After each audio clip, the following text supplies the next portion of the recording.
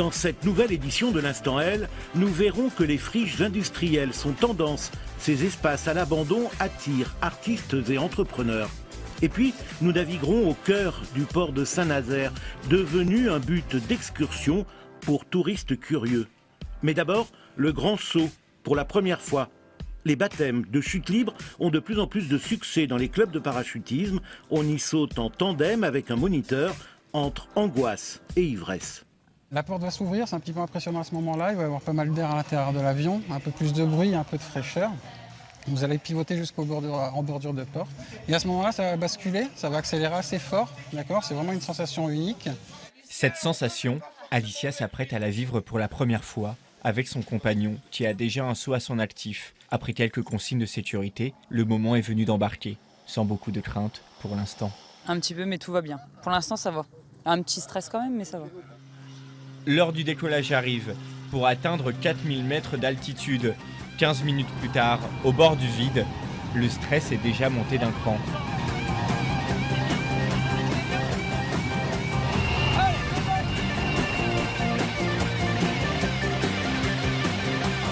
50 secondes de chute libre à 200 km/h, puis un vol en parachute long de 8 minutes, avec une vue imprenable sur Amiens.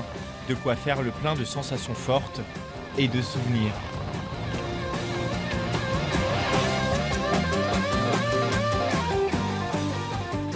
On pense à plus rien, enfin on jette dans le vide et on admire.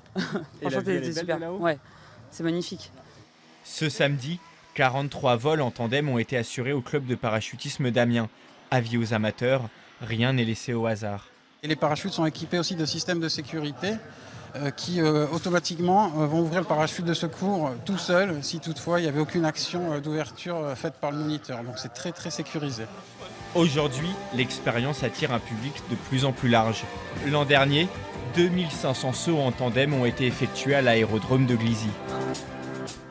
C'est une croisière d'une journée sur l'estuaire de la Loire. Un autre regard sur la façade atlantique, le prisme du port de Saint-Nazaire ouvre de nouveaux horizons.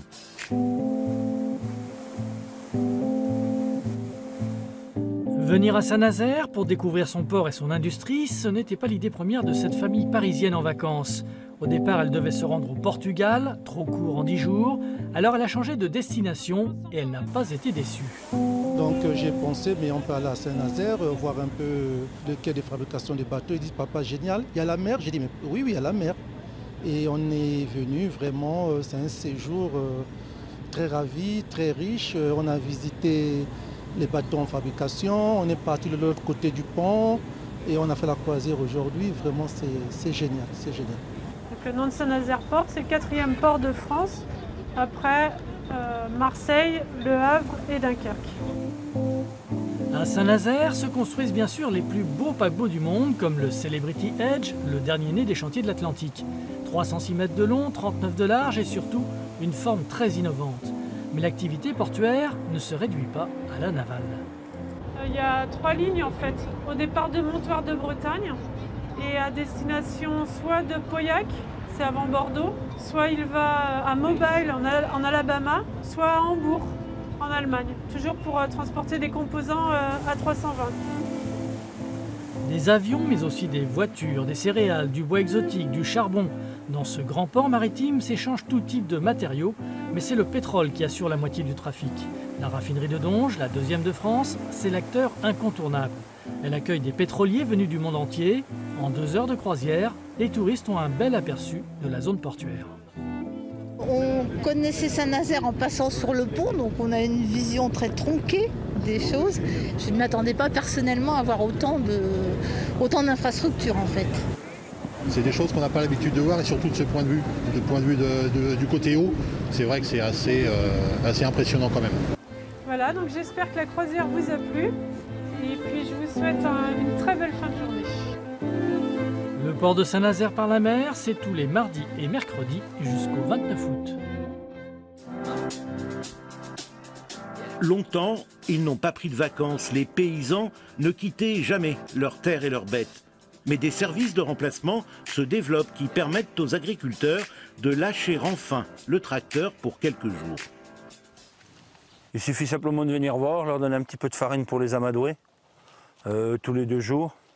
Bon, et puis tu vois s'il y a un souci. Adieu, veaux, vaches et cochons. Dominique Garot passe la main à son remplaçant pour la semaine avant de partir en congé. J'aime bien mon troupeau, mais bon, voilà, j'aime mieux les vacances. Chaque année, il fait appel au service de remplacement Côte d'Or pour prendre soin de ses 70 vaches et de ses 260 hectares d'exploitation. Un service qui lui coûte 86 € par jour, en contrepartie de rares vacances, bien méritées. Moi, je n'ai jamais eu 3 semaines de vacances d'affilée. Jamais. Ce sera donc au tour de Nicolas de prendre soin du troupeau. Comme lui, ils sont 24 salariés en Côte d'Or à faire ce type de remplacement. Trop peu pour couvrir toutes les demandes. Des coups de boue, des accidents. Comme encore la semaine dernière où j'étais, on a des accidents, bon ben, faut y aller quoi. Les accidents sont prioritaires, donc faut les remplacer. Moi et mes collègues, on a quand même pas mal de boulot. Parce qu'on a un secteur qui est vaste aussi, il est large. La preuve, là aujourd'hui, j'ai fait 1 heure de route pour venir travailler.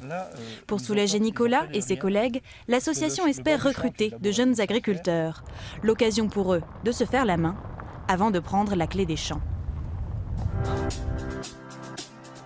La friche industrielle est tendance. Ces espaces laissés à l'abandon donnent des idées à des artistes et des entrepreneurs, comme ici en Seine-Saint-Denis et la cité fertile de Pantin. Vieux bâtiments désaffectés, tables fabriquées avec des traverses de rails, chaises dépareillées, les friches industrielles ont décidément la cote. Voici le dernier lieu à la mode pour boire un coup et passer du bon temps en plein air. Il y a une espèce de liberté, il y a l'espace qu'ils n'ont pas chez eux.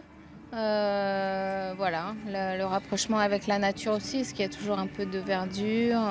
Ouais, c'est très à la mode. Il y a déjà celui de Gare de Lyon, il y avait avant celui dans le 18e là. C'est vrai qu'on y va souvent, on est assez friands de ce genre d'endroit parce que c'est détente, il y a de l'ombre, il y a du soleil, on peut faire du molki, de la pétanque.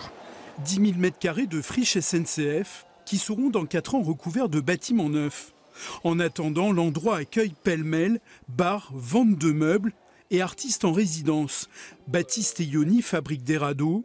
Ils utilisent les déchets récupérés ici. Donc là, c'est bon, c'est très trésor, ça brille. Nous, on cherche ce qui peut faire de la lumière, comment on va pouvoir faire rebondir sur les œuvres, où on va les placer in situ. Donc forcément, le métal, c'est hyper intéressant, c'est très onéreux. Et ça, c'est de la poubelle directe. Décalés et branchés, ces espaces surfent sur la mode récup et solidaire et deviennent un vrai business qui s'apprend. Dans ce bâtiment redécoré années 50, on pourra même se former pour comprendre comment recréer le même concept ailleurs. Il faut à la fois apprendre à gérer un établissement. Souvent, ils s'installent dans des lieux qu'on réhabilite. Donc, c'est vraiment des projets très particuliers.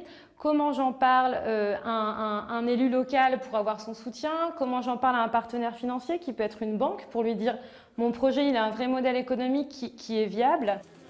La cité fertile est ouverte jusqu'au 14 octobre.